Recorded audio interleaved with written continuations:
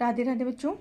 आज हम लोग सूत्री विभाजन और अर्धसूत्री विभाजन में अंतर को समझेंगे, जिसको हम लोग माइटोसिस और मियोसिस भी कहते हैं। ठीक है, तो दोनों में अंतर से हम दोनों सूत्री विभाजन और अर्धसूत्री विभाजन को समझेंगे। इसमें सबसे पहला पॉइंट है कि ये जो विभाजन होता है वो दैहिक कोशिकाओं में होता है। ठीक है, सूत्री विभाजन। और अर्धसूत्री विभाजन जो है जनन कोशिकाओं में यानी रिप्रोडक्टिव सेल्स में होता है।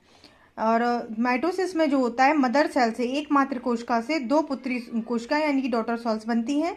और अर्धसूत्री विभाजन में एकमात्र कोशिका से 4 डॉटर सेल बनती हैं। ठीक है, और इस चीज़ को ध्यान में रखिएगा कि इसमें क्रोमोसोम्स का नंबर, गुणसूत्रों की संख्या मात्र कोशिकाओं के समान होती है, यानी कि जितनी मदर सेल्स में होगी उतनी ही उनकी डॉटर सेल्स में होंगी।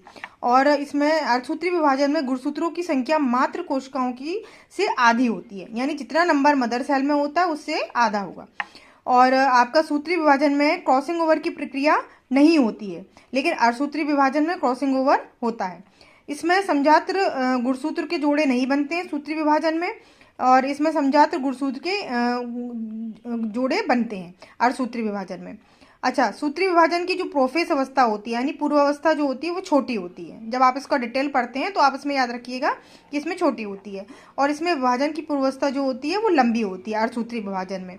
और इसमें आपके सूत्री विभाजन में अर्ध गुणसूत्र लंबे व पतले होते हैं, और आपके इसमें अर्धसूत्री विभाजन में गुणसूत्र छोटे व मोटे होते हैं। ठीक है, ये तो जब हम पूरा प्रोसेस पढ़ते हैं डिटेल में तो उसके जो अंतर है वो हम इसमें समझने होते हैं। बट इसमें बहुत सारे आपके ऑब्जेक्टिव क्वेश्चंस बनते हैं।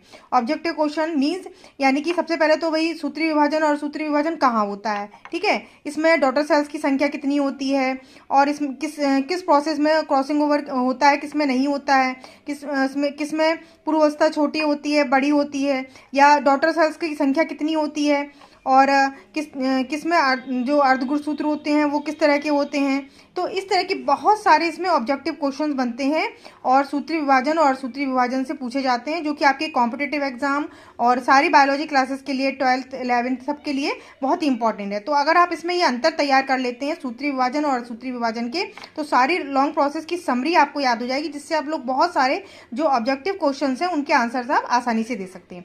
तो पहले इसका लॉन्ग प्रोसेस आप पढ़िए, फिर उसके बाद में सूत्री विभाजन और सूत्री विभाजन में अंतर देखिएगा, और उनके अंतर को समझ के आप इसके सारे चैप्टर को अच्छी तरह से कंप्लीट कर सकते हैं।